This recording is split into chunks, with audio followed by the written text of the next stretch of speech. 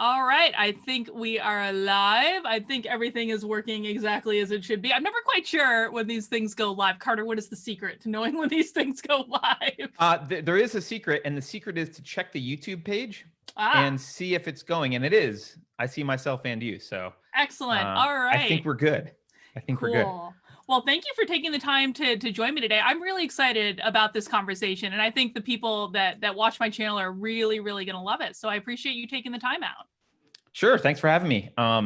It's thank you for remembering the little people as you've become famous, Oh Dr. my K. God. Oh my God.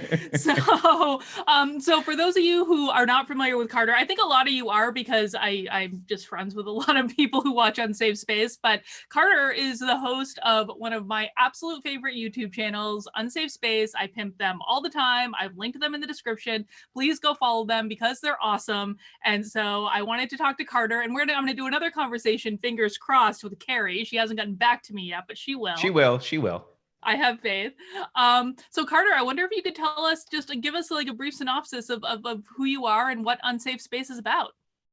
Sure. I'll save the going into my background later. We were talking about that Yes. before the show, but look, I'm an anarcho-capitalist, which is basically means that I believe that the initiation of the use of force is wrong in all cases, including the government's initiation.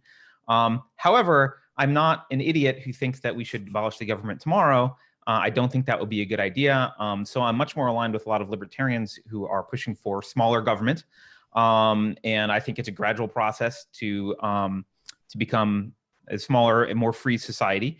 And I also agree with Andrew Breitbart, who said, I'm paraphrasing, but politics is downstream of culture. I think he was correct. I think he left something out, which is that culture is downstream of philosophy. And so my focus is really more on culture and philosophy than politics per se. I'm in Silicon Valley, and I was a tech entrepreneur, angel investor, venture capitalist for a little while. Not too long on the VC stuff, but yeah, I started Unsafe Space, I don't know, a year and a half, 2 years ago. And we try and just have, I'm the atheist, anarcho-capitalist dude, and my co-host is a Christian, I think still describes herself as liberal. And we try and just question, I would say, mainstream narratives and have, difficult conversations, or conversations that are kind of on the edge. Like sometimes we don't really know what we're talking about. We're working stuff out in real time, live with people, and trying to ask questions that just other people don't ask, or talk about stuff that's taboo. Especially Carrie is especially focused on the anti-social justice stuff, and I agree. I mean, I agree with her on this, but I think it's less my focus. But is that a good summary? I guess Yes. our tagline is "Think dangerously." There you go. Think dangerously. And I like you guys because you aren't afraid to address topics that, frankly, like you could get in a lot of trouble for if you didn't, work for yourself and things like that. Yeah. So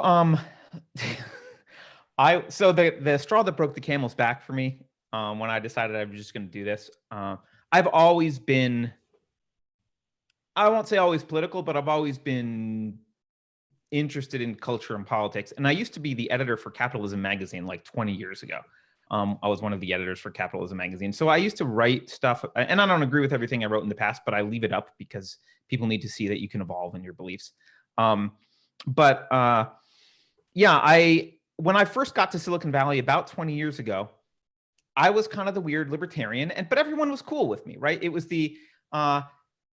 mostly people are on the left in Silicon Valley, and so they were like, okay, well, you agree with gay marriage, that's cool, but you like guns, that's kind of weird, and like, but you're cool, we'll let you be.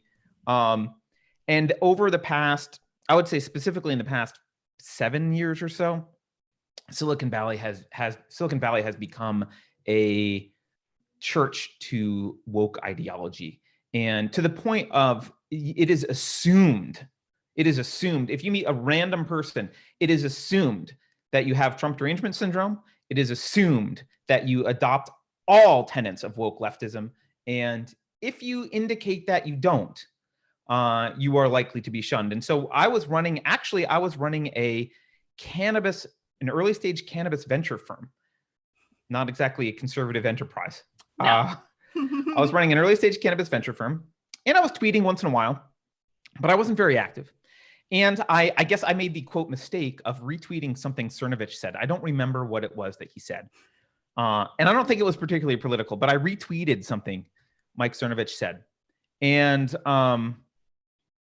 then we had my business partner came to me and said, you were accused of being a Nazi publicly.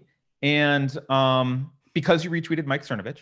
And so there was a founder who had come in. I won't say who the founder was, but they were in we'll say, very protected social justice. They were at the top of the hierarchy, social justice wise, put it that way. Got it. They came in with an idea that was illegal and stupid. We turned them down for investment because it was illegal and stupid. And that was the person that had then went to my Twitter, noticed I had retweeted Cernovich, and said, and started telling the whole cannabis community that I was a Nazi, that my business partner, who isn't white, was a white supremacist, also that we were both white supremacist Nazis. And we were going to do our next fund. And we sat down. There was 3 of us who were going to do the next fund. And we sat down, and, one of my really good friends was like, he was one of the partners, and he said, look, if we do this and you want to stay in this industry, you've got to stop tweeting. Like, we just can't.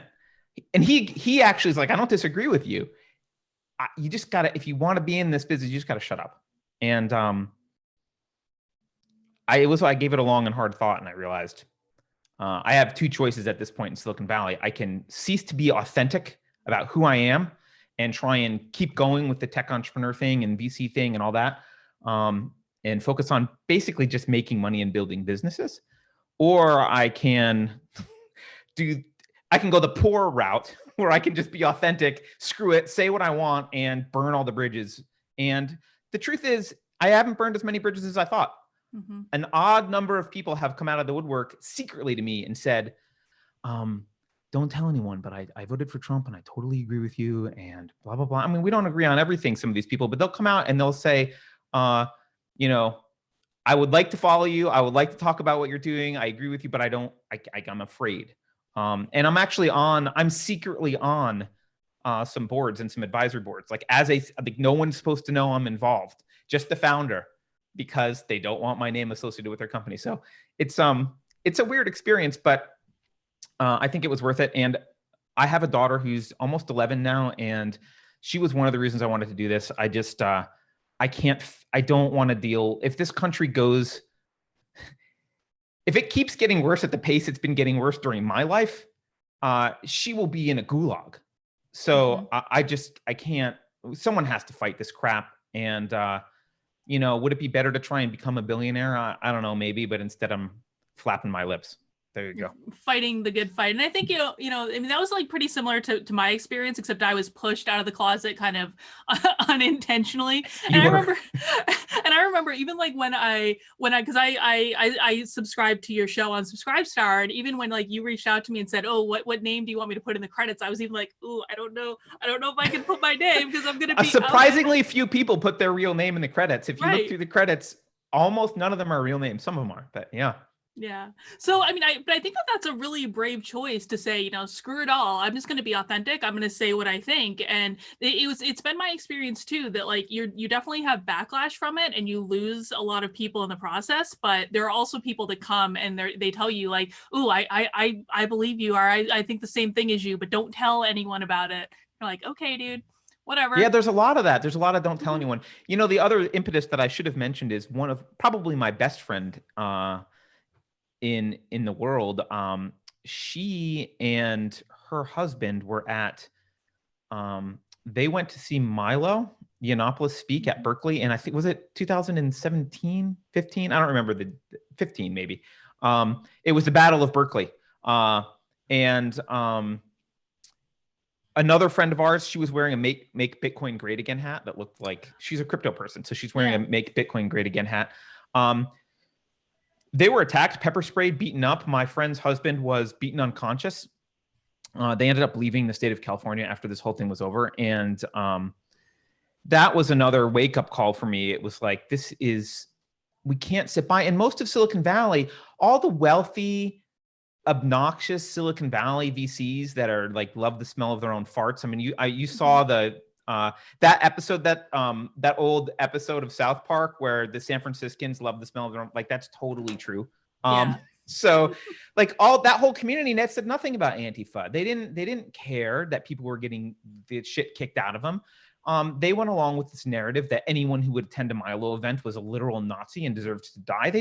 They either were too cowardly or they sided with Antifa secretly, and sometimes not so secretly. So, yeah, I mean, I don't know. If you were in Germany in 1935, would you do something? Right. I would hope so. Yeah. I don't know. Well, I mean, you would think so, but I mean, one of the things that was really shocking for me when I started to wake up was that the left would not condemn Antifa and condemn the violence they were doing. And I was actually just having a conversation earlier today with someone who said, well, Carlin, I know there's white nationalism on the right. I'm like, yes, there is, but it's universally condemned by most people that I talk to on the right. On the right. Yes. Right. No one supports that. But if I go to someone on the left and say, okay, are you going to condemn what Antifa's doing? They're like, no, like, I don't see it. I don't see it. If I don't see it, it's not happening. Right. And you know, there's just so this is not a thing that's been, the weird thing for me is this hasn't been new. I've kind of been aware of, because I was interested in politics and philosophy and culture generally, I've been aware of the cesspool that has been the universities for decades in the US. But in the past, again, 7-8 years, they've really blossomed in terms of their influence in mainstream culture. It's gotten pretty direct and obvious. And so it's not that the stuff wasn't there before, it's that now they're just brazenly talking about it. I think what's happened is they felt like they had, and I think this is one of the reasons they're so upset that Trump won. I think the left felt that they had achieved critical mass enough that the secret Marxists, and they are Marxists, that the secret Marxists could expose themselves and be honest about what they were, and no one could stop them anymore. And they were very frustrated that actually you can still be stopped, and now you played your hand too early. Like, now we see you. I mean, they're running around in Berkeley with signs that say Asian silence is violence, right? I mean, it's like, okay, like they're literally conflating violence with speech in whatever way works for them. If you speak and they don't like what you say, you're violent. If you don't speak and they want you to speak, you're violent. If they are violent towards you, it's free speech. These people are the scum of civilization. Mm-hmm, mm-hmm. Well, I mean, it's words, but no, I mean, and I mean, I tend to agree, and I think, like, I think, you know, I actually agree with Carrie on this point, because Carrie says there are kind of two people who are acting in like good faith and they think they're doing the right thing, and people who are acting in bad faith. And I tend to agree with her that there are a lot of people who they really think that they're being good people by buying into this nonsense. They think that they're trying to make things more equal and make a more fair and just world and all that nonsense, as if the world has ever been a completely fair place to begin with. But I think you're more of the opinion that these are all kind of like, they're bad actors. No, I technically I agree. So let me put it this way. I agree that there are people who are doing it because they think it's good. So actually, I think there's three camps, honestly. I think there's people who know it's evil and are just evil, bad people. I think there's people who believe they're doing good and are doing it for that reason. And I think there's people who don't give a crap about good or evil. It's just social pressure and they're doing it to fit in. I actually think the third category is probably the largest. But because I'm not God, I don't care what their intentions are. They should be treated the same, because what they're doing is equivalent. If you shoot me because you hate me, or shoot me because you're an idiot and you don't know where to point a gun and how the trigger works, I still shoot back. It doesn't matter. What your actions are vile, regardless of whether you believe them to be moral and are trying to be good. Now, you might go about convincing those people differently. Like, you might say, well, let's try and find the people who have good intentions and help illuminate them so that they understand that what they're doing is actually bad. But I don't think that is a it's not a moral question anymore of how you have to treat them. Once you are attacked by someone, you can treat them however you want. There's tactical questions about what's the smartest way to treat them to win the war, but those are all tactics. Those aren't moral. Once you are fired upon, you may fire back regardless of why they're firing upon you. So that's kind of I think a little bit more nuanced of a view than just that. I don't know. Yeah. That's probably true. So let's go back. You decided to say, okay, F it all. I'm gonna start Unsafe Space. I'm gonna say whatever I want to say. What, like, I guess how is Unsafe Space for you a tool to win the greater war? That's a good question, and it's something that I struggle with every day. So here's what I knew, because this wasn't Unsafe Space was not something I planned for years, right? It wasn't like, here's how I'm going to win the culture war and I'm going to do it. It was literally like, oh, I guess we're not doing our next fund. I'll make a podcast. It's something I've been refining, but I think in general, I would like people to be more comfortable thinking for themselves and disagreeing. And in particular, I'd like people to see the culture war as a war on Western values. And I'd like them to see the importance of Western values. So one of the things that has happened, and you can blame postmodernism, although I think roots of this happened before postmodernism. One of the things that's happened is there's been a moral equivalence drawn between cultures, between disparate cultures. And one of the ways that people do that, and it's a sneaky kind of way, is what they do is the word culture is kind of a messy word, right? Socrates was very interested in definitions for a really good reason, right? You need to have definitions that are clear. The word culture is kind of messy. It includes things like food and do you throw gays off of skyscrapers? Right? Those are both culture. Right. One of those is morally irrelevant. One of those is very morally irrelevant, right? And so what has happened is that, and this is, coming from universities ultimately, what has happened is there's been an equation of cultures, and they've said, well, there's nothing special about Western culture. There's all these other equivalent cultures out in the world. And if you're talking about food, I completely agree with you. There's lots of other good food or traditions or other stuff that doesn't matter. If you're talking about the idea that you're innocent until you're proven guilty, no, Western culture is superior. If you're talking about, and I'm using the word superior intentionally, Western culture is morally superior to other cultures in many ways. We've kind of gone off we've gone off the rocker a little bit in Western culture, but fundamentally, the idea, the divine right of kings, the idea that everyone, or the anti-divine right of kings, right? The idea that there are not rules for thee and rules for me. We all have the same rules. That's a Western culture pillar, that's unique to Western culture. That's not part of every other culture. And that's an important pillar. The idea that there are individual rights and freedoms, that's a Western culture pillar. So individualism, the tenets of individualism are the founding tenets of Western culture in many ways. And it's not that we adopted them perfectly. We didn't, and we screwed up a lot, and we still screw up. But those were the moral backbone. Those were the moral foundations that we would appeal to when making arguments in culture. That's very different than Sharia law, for example, or China. And basically in China, there's a lot more overt collectivism and appeal to the nation state. So I think what's happened is they've said, well, if you're going to say Western culture is superior, that makes you a bigot because you're saying all these other things which would sound bigoted, like pizza is better than sushi or something stupid, right? Those are bigoted, dumb things. That's not what we're saying. We're saying that the moral superiority of Western culture is something that should be fought for and recognized. And I think if we can get a culture full of people in the US to appreciate the foundations of Western culture and how they're unique, how it's unique from other cultures, then maybe we can turn this around, or at least save the idea of personal freedoms for a rainy day when we can take it out and use it again. So I don't know how Unsafe Space is supposed to do that, other than have conversations like this all the time about lots of different issues, get into philosophy, get into culture. Carrie and I disagree about really deep philosophical questions like the existence of a deity.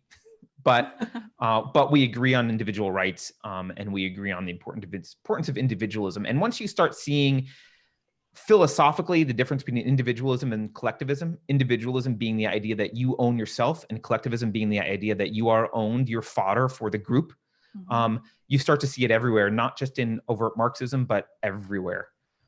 And that idea, collectivism, is the poison that will kill us.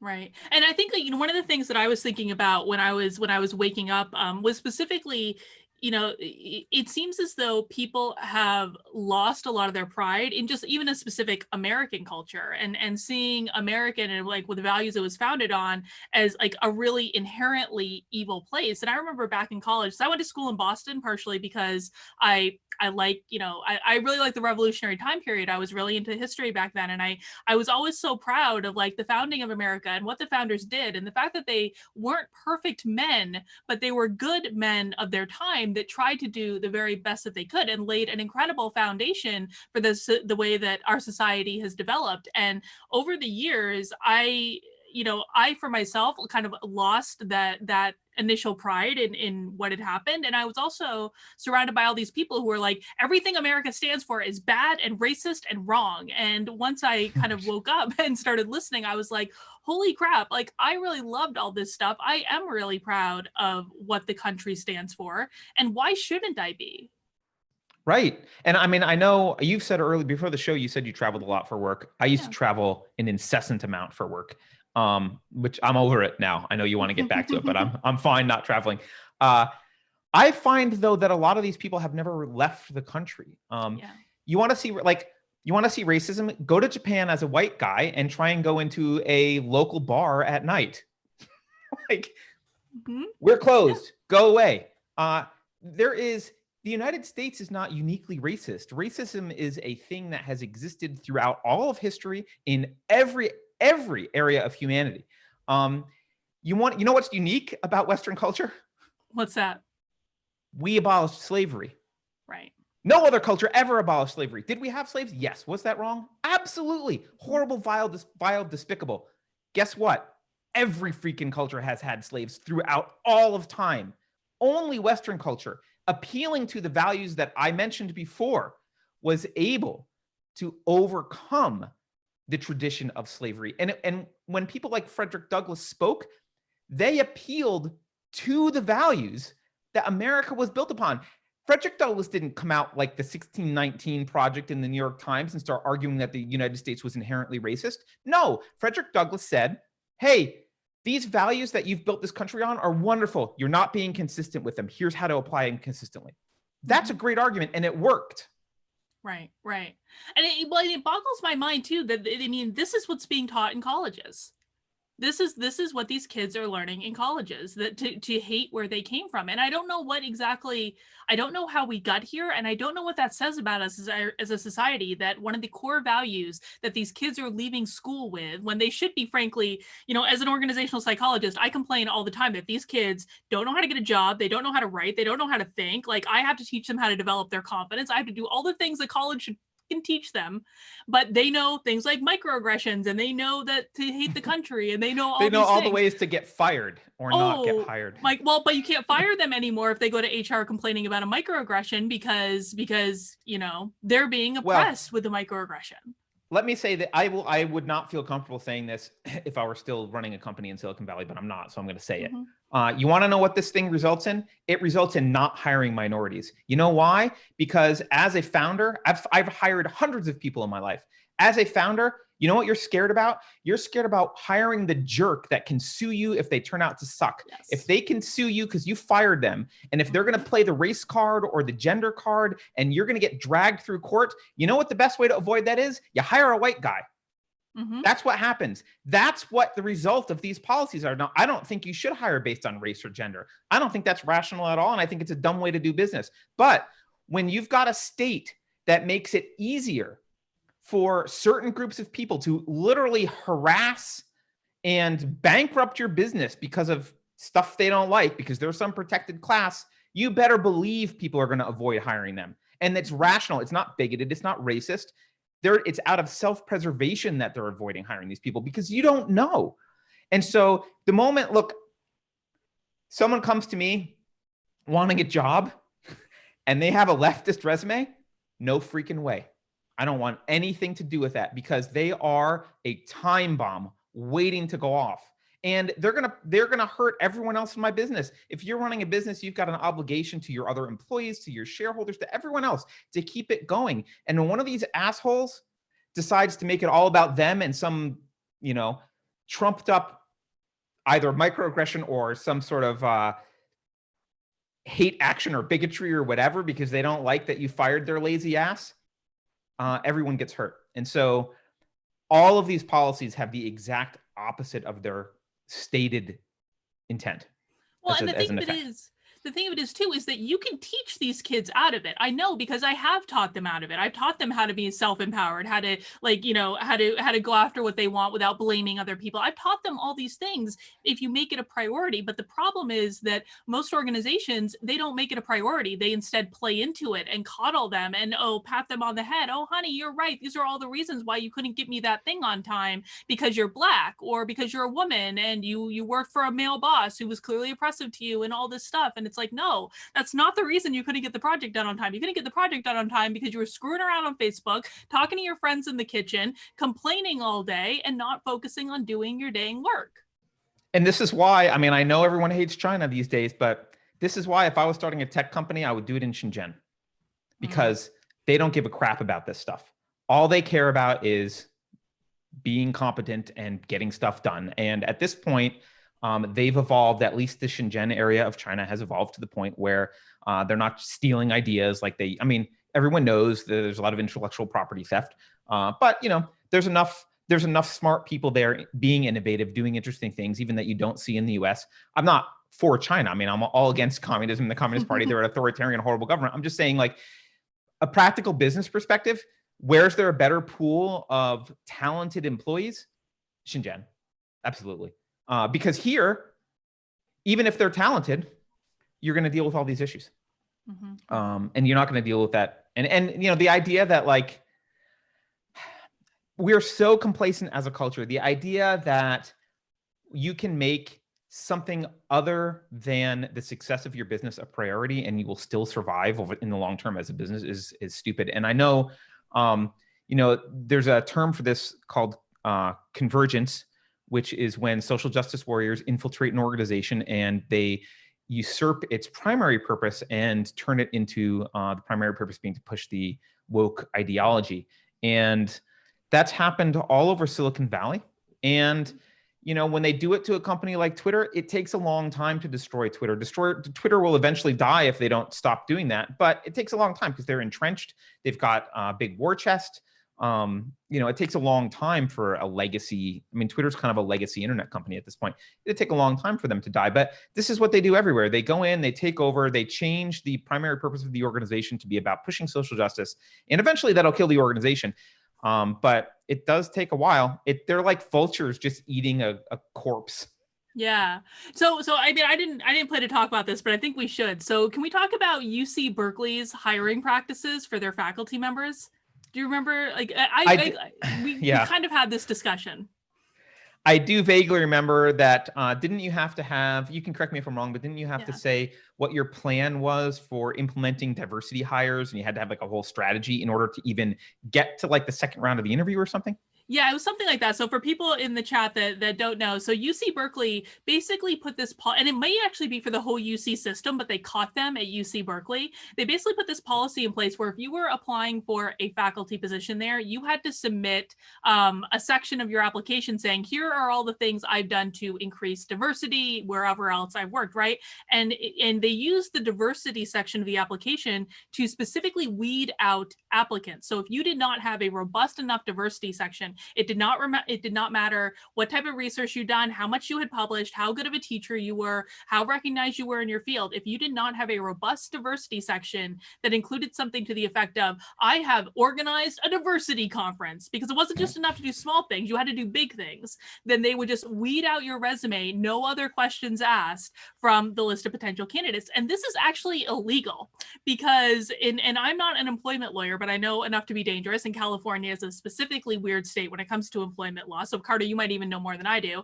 But in order to weed someone else out from a job entirely, it has to be based on the core competencies of the job, which for a faculty member it is publishing, research, and teaching. Those are their core competencies. You cannot eliminate a person from consideration for something outside of those core competencies, and that's exactly what UC Berkeley is doing. They're going to get in trouble for it. They're going to get sued. Yeah, but they're going to get sued in the Ninth Circuit, and so California doesn't care. I mean, you're right; it's probably illegal. I will say, as someone who's been an employer in California quite a lot, the EDD, which is the California Employment, I forget what it stands for, the acronym, but they're the employment office people. They are extremely aggressive, very anti-business. They will go after you 6 waves from Sunday if they even get a whiff that they don't like something you're doing. It's horrible to be a business owner in California. That's another reason I wouldn't start a company in Silicon Valley. It's like politically, it's probably one of the worst places in the country. It's ridiculous that you would want to start a business here. But yeah, they'll probably get sued, but it's UC Berkeley. No one's going to care. And the culture here is such that no conservative is ever going to apply for UC Berkeley. So that's true.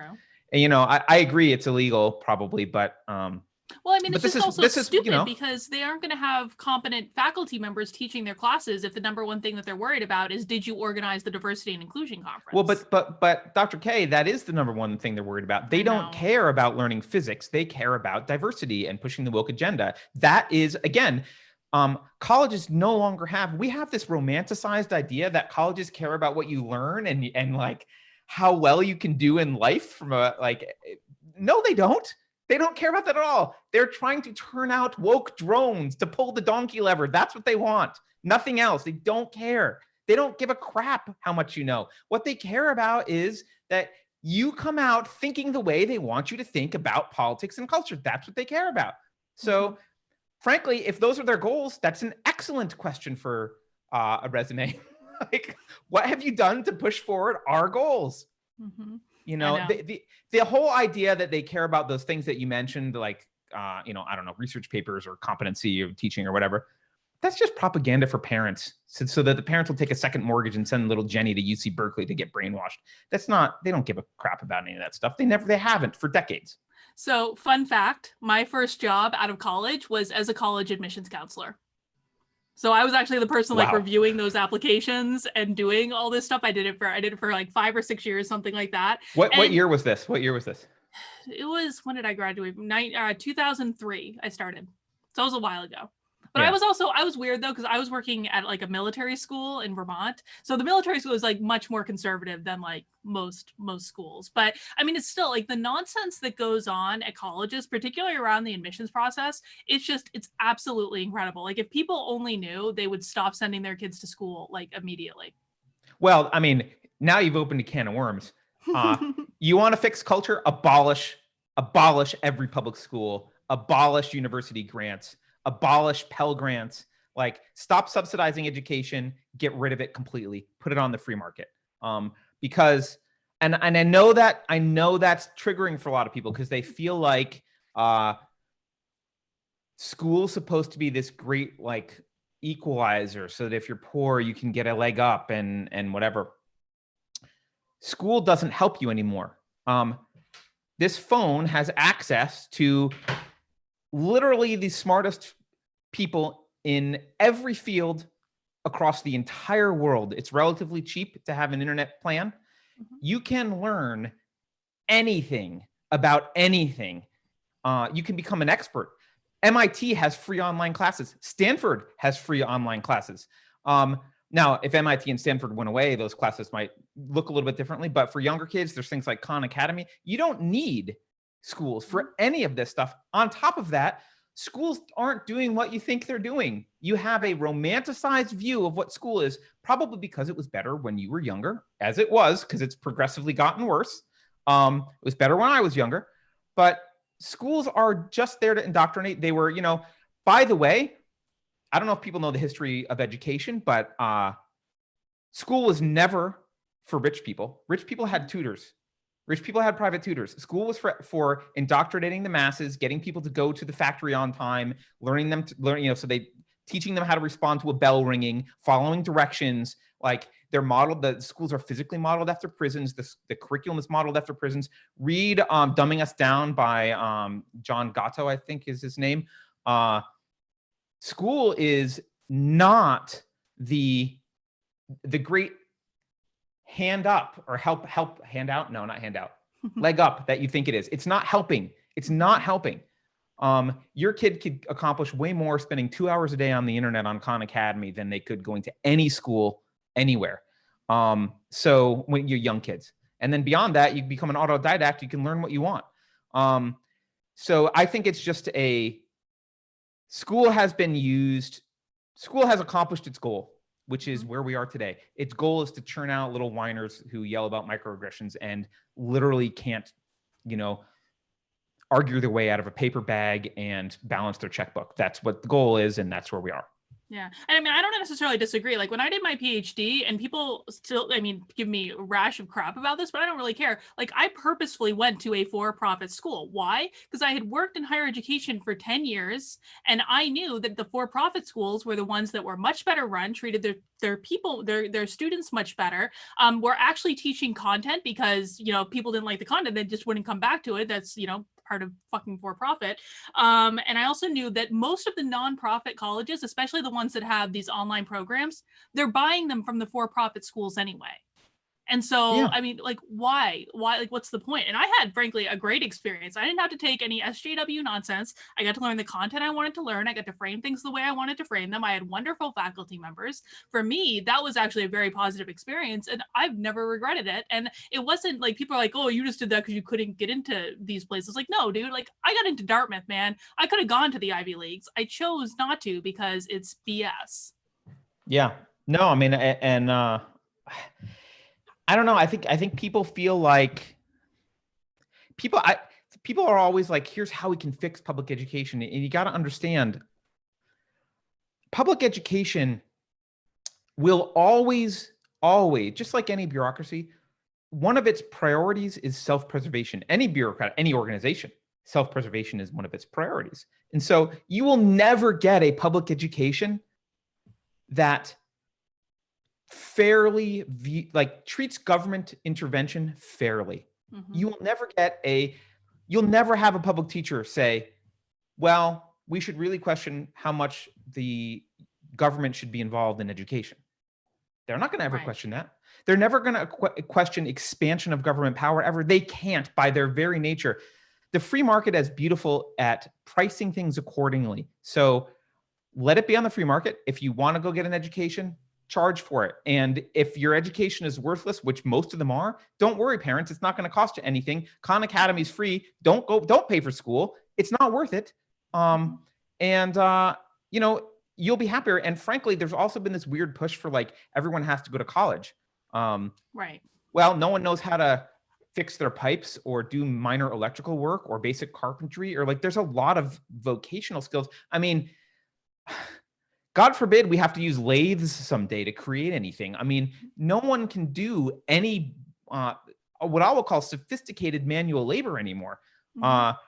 So the idea that like you have to go get a degree in some esoteric BS social sciences thing in order to have a decent career is just stupid. Go be a plumber. Well, I mean, I agree. And I mean, the trades you can do pretty well in nowadays. But I think that there's also the problem with how businesses do their hiring. And, a lot of places, they won't even look at you for a basic entry-level job if you don't have at least a bachelor's degree, which is so stupid because, I mean, what do you do as an entry-level job? You basically like file stuff and take orders. Well, and so I have two comments about that. One is that's the legacy. Those are old people, right? That's the legacy, because old people hire because they've been around longer. They're generally in hiring positions, right? So a lot of the older people think that college degrees matter. Younger people, less so. I would say one good thing about Silicon Valley is we don't fetishize college degrees quite as much, except for from a few universities. Like if you went to Stanford, you're like suddenly in the boys club and like you get access to whatever you want. But, barring things like that, there's not a lot of weight given to where you went to college so much as what's your GitHub repository look like? Like what are some stuff that you've done, right?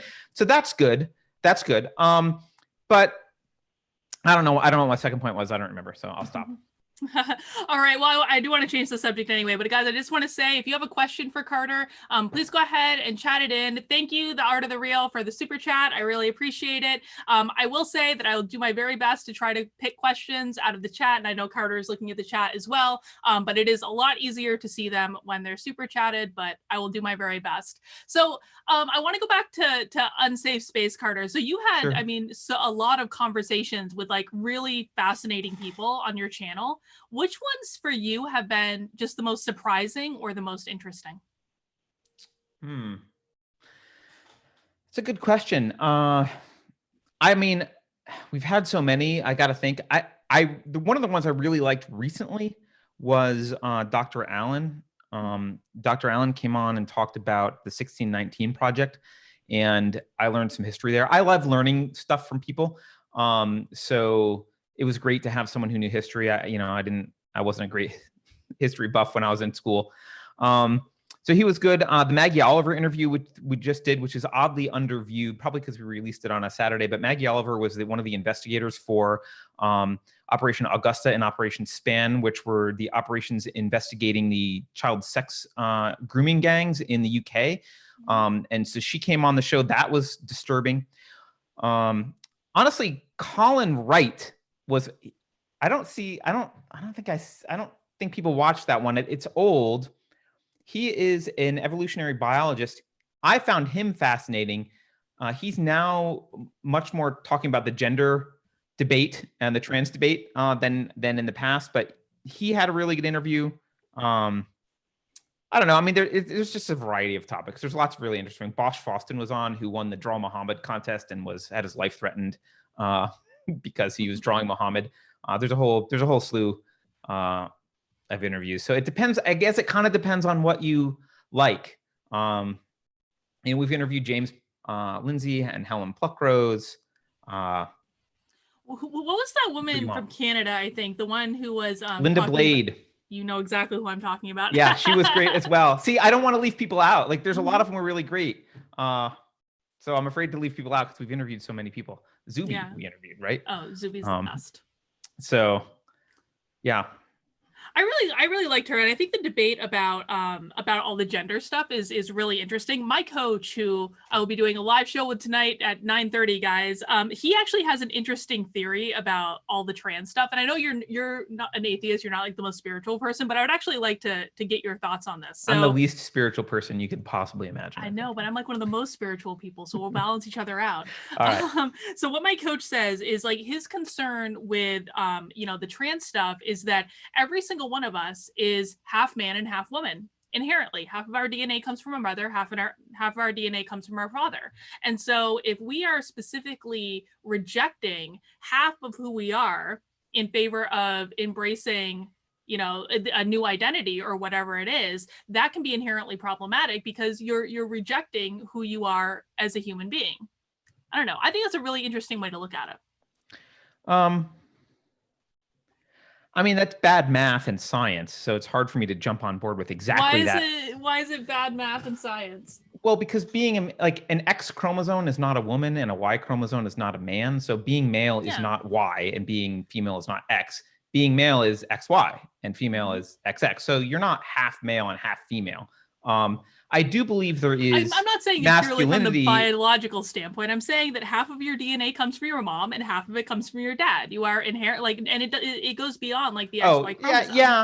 Yeah. That's true. Although, I think gender, if I can use the word gender is a more complex. Gender is a more complex concept than that, right? I mean, you Well, know, yeah. if you have a penis, it's not half female. It's pretty squarely in the male camp. And so, yeah, people are obviously complex, and they're a mix of their parents and grandparents and other ancestors, and all that's true. But the way I look at masculinity and femininity is, biologically, there's two sexes, and that's pretty clear. There's almost no more stark binomial distribution of any biological data than sex. Like, it's very, very like clear. You're this or that. Yes, there are intersex, but very rare, right? Just like there are people with 6 fingers, but hey, hands have 5 fingers. So there's only two sexes, and I view masculinity and femininity as basically just stereotypical masculine traits that have been idealized in a culture, and stereotypical feminine traits.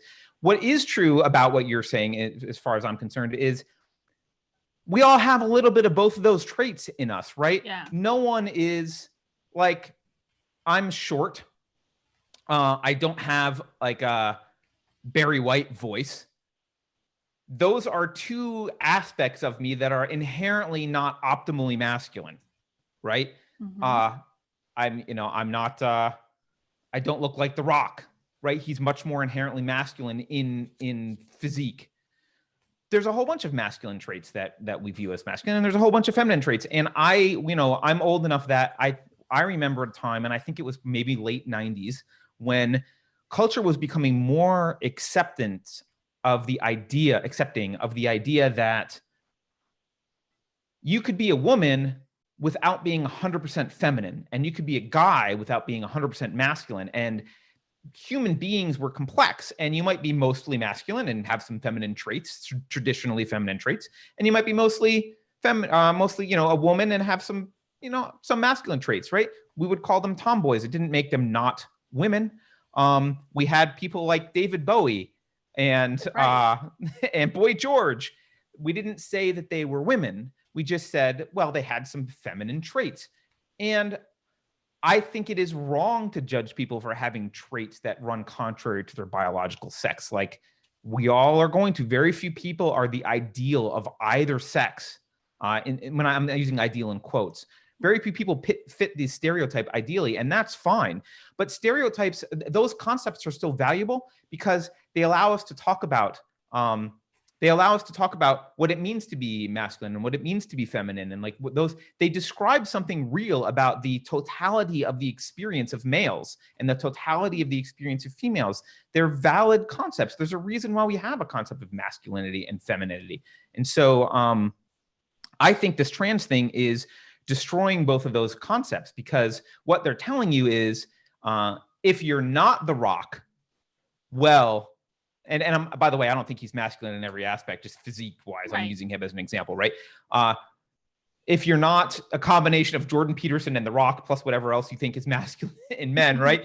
then you're not 100% man, and therefore trans. Like, that's just retarded math. That doesn't add up. Yeah. That's not how the world works. And how I look at things is like, life is all about balance. And if you are presenting as overtly masculine in one area of your life, well, chances are you're going to be presenting as overtly feminine in other areas of your life. It's just the way it has to balance out. I'm actually having, again, like Joshua and I are having this conversation later about like why we're especially annoyed by Adam, or I'm especially annoyed by Adam Schiff lately, and so I'm gonna have a conversation with him about why he really needs to get laid, like, desperately. But I mean, he strikes me as someone who's getting plenty, but he's probably getting laid from little boys. That's just my opinion. I don't know. No, I think Adam Smith is or Schiff is okay, so people Sorry, I don't have any evidence for that.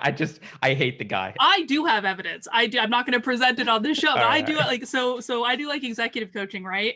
And so one of the things that I found like consistently, and Joshua's found this as well, is that people who present as very powerful in like real life, and they're always in control of the situation, and they have that like natural like, leadership style, whatever it is, they do whatever they can do in their private life to be taken out of control.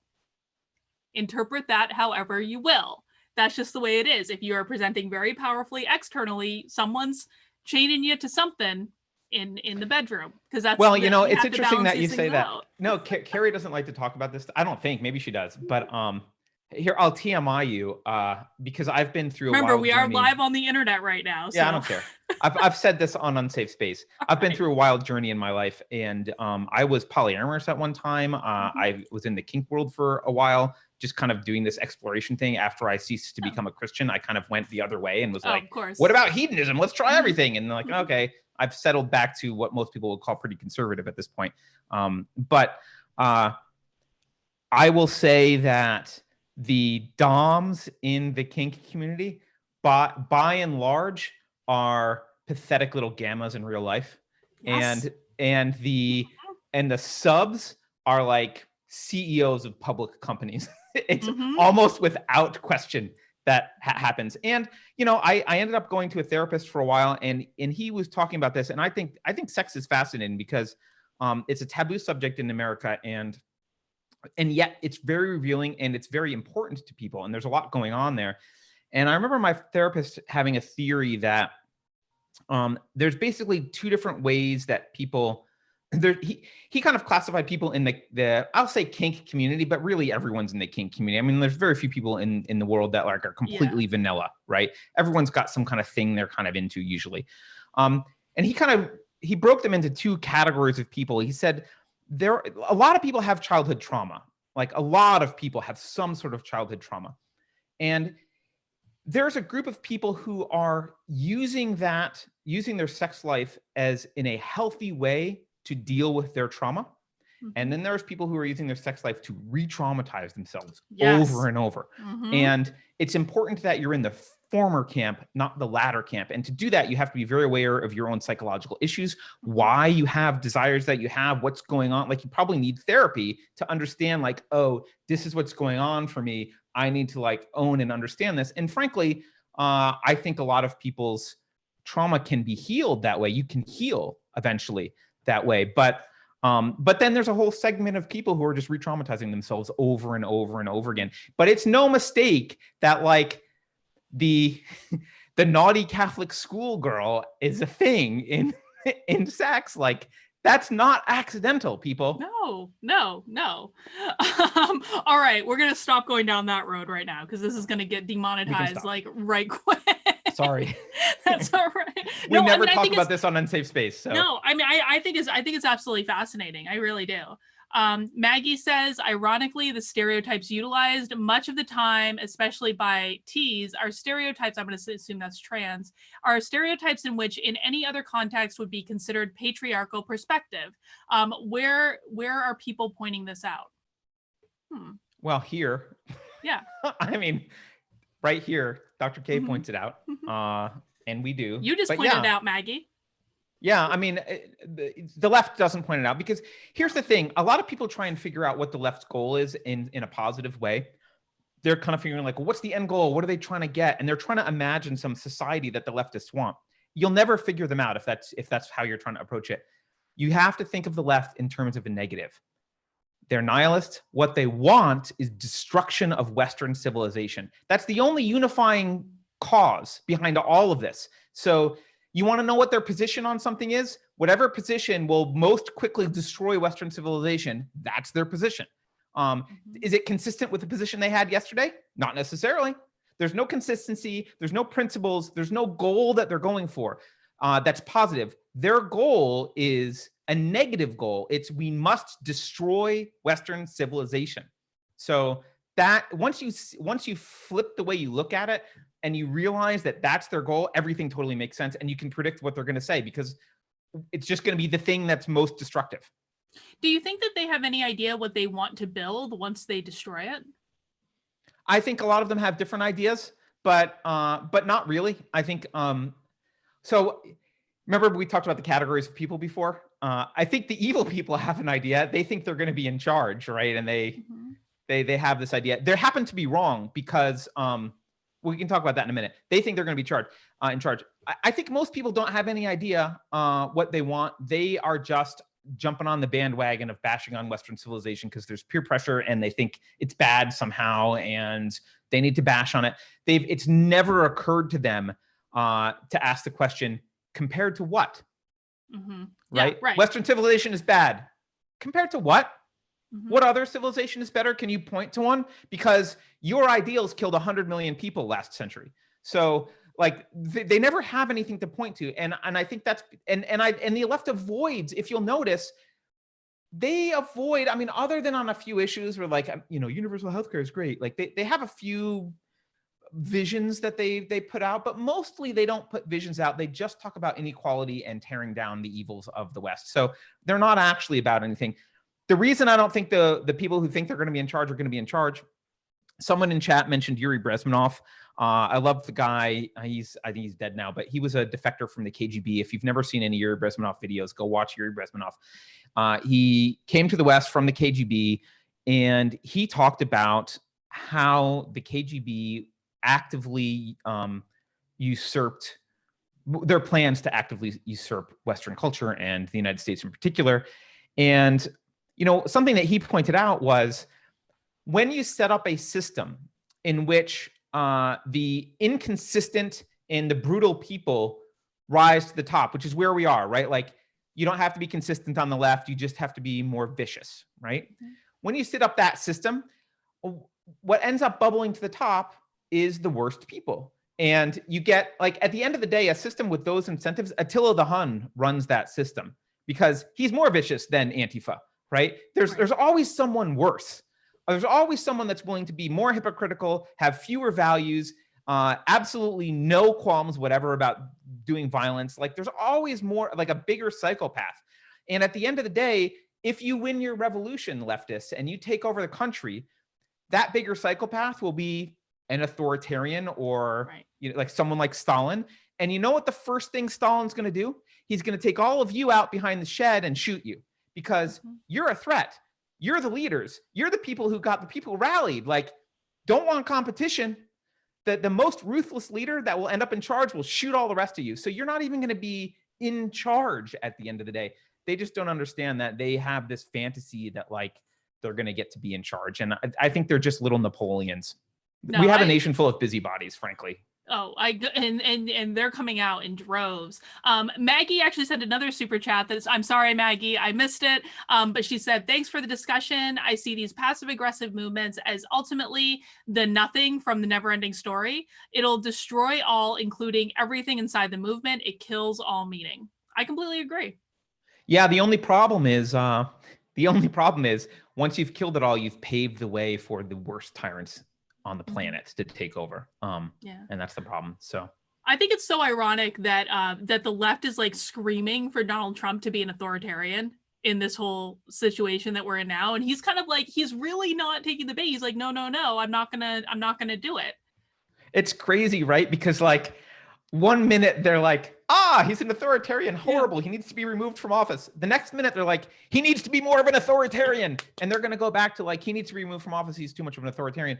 I don't like a lot of what Trump has done. I'm not a huge Trump fan. However, there are some things I really like about him and I am probably going to vote for him. I think the main thing Trump brings is he is not fighting the same war everyone else is fighting. And this is why they hate him. He's fighting the culture war and they don't get it. They don't understand that he's not about policy. He's not about debate. He's not that different on policy from a lot of people. He's just fighting the culture war. That's what he's doing, and he's winning. So people like him because he's fighting the culture war. And frankly, I think the culture war is more important than a lot of the policies that we're talking about. But in terms of COVID, look, I don't like a lot of stuff he's done. But to be fair, all of this government shutdown stuff, or not government shutdown, the shelter in place crap, this is all your local governments, people. Trump there's no national shelter in place order. These are your governors. It's not Trump. He's done a decent job on that, in that one aspect of refraining from giving national orders about what to do. I guess he gets some credit for that. No, he gets no credit. He gets no credit for anything. Oh, sorry. I forgot. Everything he does is bad and wrong. Orange man bad. Yes, everything. Orange man bad. I have a degree from Berkeley. Even if he does exactly what they want him to do, because yesterday morning they were all screaming about he's going to fire Dr. Fauci. Oh my God. And then he didn't. He came out at the press briefing, said, I'm not going to fire him. And what did they do? Oh my God, whatever. Well, yeah, and CNN cut away from his video because they were like, it's propaganda. Like, that press briefing yesterday was the best briefing of all time. CNN is literally Pravda. I mean, they have one thing that's a silver lining for this whole coronavirus thing is regular people are realizing just how much garbage the mainstream media is. They are absolute garbage in every measurable way. And I think a lot of people are starting to realize they're just lying sacks of crap. I don't know if I'm supposed to swear on your show. But whatever.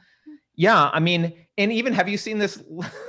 My wife was listening to some podcast this morning from the New York Times, and it was this New York Times reporter. I couldn't keep myself quiet while she was listening to this because I was so angry. There's this New York Times reporter talking about the allegations against Joe Biden. And she was like, well, we're doing our best to see whether she might have a political agenda because, she did like Putin at one point. And also she did tell these people at the time, but of course there's no paperwork. And, we're trying to see if there's maybe some conflicting stories. Is this really valid here? And, we're just trying to take it, might make sure that this is legitimate before we really, and I'm thinking to myself the whole time, everyone saw what you did with Kavanaugh and Christine Blasey Ford, New York Times. We all saw that. You are the idea that you think people don't know how much lying you do and what lying sacks of shit the New York Times is. I mean, it's so arrogant for them to think people don't notice. People notice. We know you are lying and you are propaganda. And Michael Malice says something that I love to repeat, which is the corporate press is the enemy of the people. And there is nothing more true than that today. Yeah, no, I 100% agree. And I think my whole perspective around Trump really started to change once I realized who he was actually fighting, because it was my perception like he was fighting the Democrats. And I think he is to a certain extent, but who he's really fighting is the press. That's who he really hates beyond anything else, I think. Yeah, well, I mean, look, the cathedral is the enemy here, right? The cathedral is the leftist complex of schools, bureaucracies, media. They're in control of the culture, right? The schools churn out even young kids, like even young, elementary schools. They start there, they take it through college, they graduate sociology and journalism majors, and they get into the media, they get into organizations. That cathedral is the enemy. It's not politics. This isn't about Democrats versus Republicans. Remember, most Republicans hated Trump, and probably a lot still do. It's not about Democrats versus Republicans. The Democrat versus Republican thing has been a distraction for decades. It's the cathedral's distraction for you. So you feel like you've got a choice between blue man or red man.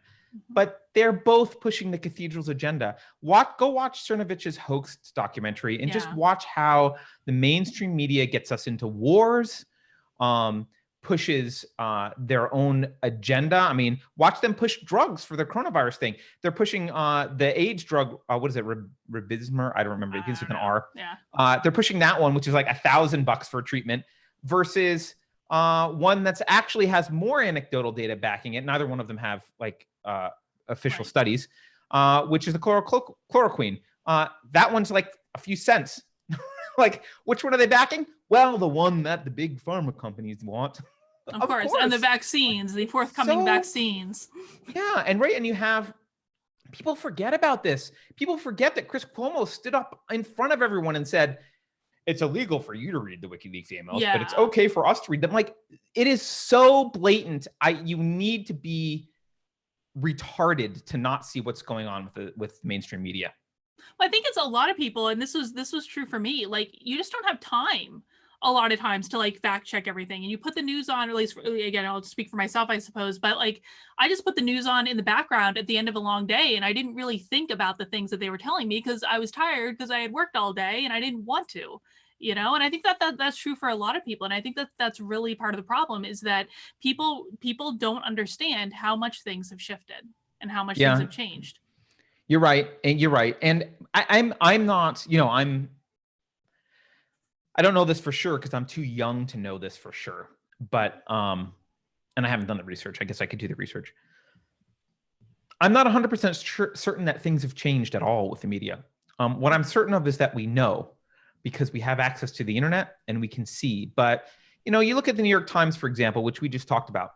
Walter Duranty received a Pulitzer Prize for literally lying and pushing Soviet propaganda in the United States. He went to the Soviet Union. He presented Potemkin villages as if they were real. He told everyone that the Soviet Union was great. He was given a Pulitzer Prize, never been retracted. The New York Times didn't really lose any face. I think they have like a slight mealy-mouthed kind of like statement about it on their website somewhere. But, I'm not convinced that the media was ever any different than it is. But I am convinced that we know now, because everyone's got a cell phone in their hands. Everyone can record. It's very easy to get, like Project Veritas does. It's very easy to get behind the scenes information and data. And it's very easy to get news from multiple sources. So maybe we just know more than we did before. I don't know. Well, I gotta wrap this up because I got some other stuff I need to do. All good. But no, this has been like really, really amazing. So Carter, what's going to be coming up for Unsafe Space? What sort of amazing guests are you going to have for us? Well, hopefully we have Chris Ann Hall, who's a constitutional lawyer, coming up to talk about the constitutionality of the shelter-in-place orders. I think we're also going to have the lawyer for Duncan Lemp on, I'm hoping. Oh, wow. Duncan Lemp was the guy who was murdered by police in his sleep, according to the family. According to the police, he was, they did everything right. And of course he wasn't murdered. So we'll have them on, and, hopefully we'll start to get some more people. I've reached out to a few others. I'm trying to get, if anyone knows, what's his name? Kevin, the CIA dude, whose name I'm blanking on right now. I sent him an email. It's embarrassing. Kevin Shipp. If anyone knows Kevin Shipp, I've sent him a few emails. I'd like to get him on. He's an ex-CIA dude. He can talk pretty significantly about the shadow government and deep state, which sounds nice and conspiratorial, which sometimes I like to do. So, other than that, we have merch here. Let me show you our shirts. Yay. You can go buy merch. This is our shirt. We'll have to make another one for post 2020 elections, but yeah, that's it. Cool. Well, again, guys, if you have not checked out Unsafe Space, please go check it out. They have an amazing catalog of content. I have watched so much of it. Like, the older stuff is just as good as the newer stuff. So their link is in the description below, just unsafespace.com. And hopefully I'll be having Carrie on at some point to talk about way more SJW stuff, since that's kind of her thing. But yep. Thanks for having me, Dr. K. Yeah, thank you. Is there anything else that you want to tell people about where they can find you, or did I cover it pretty well? No, you're good. Go to unsafespace.com. You can get everything there. So awesome. Well, if you guys enjoyed this, I'm going to be doing another live stream tonight, which is my regular Tuesday live stream called Nothing Remotely Controversial with Joshua the Psychic, where we'll be talking about all sorts of current events and tarot cards and psychic stuff. And it's fun. It's a blast. Even if you don't like the woo-woo stuff, we have a good time with it. So I hope I'll see some of you a little bit later on tonight. Carter, thank you very much. Thanks.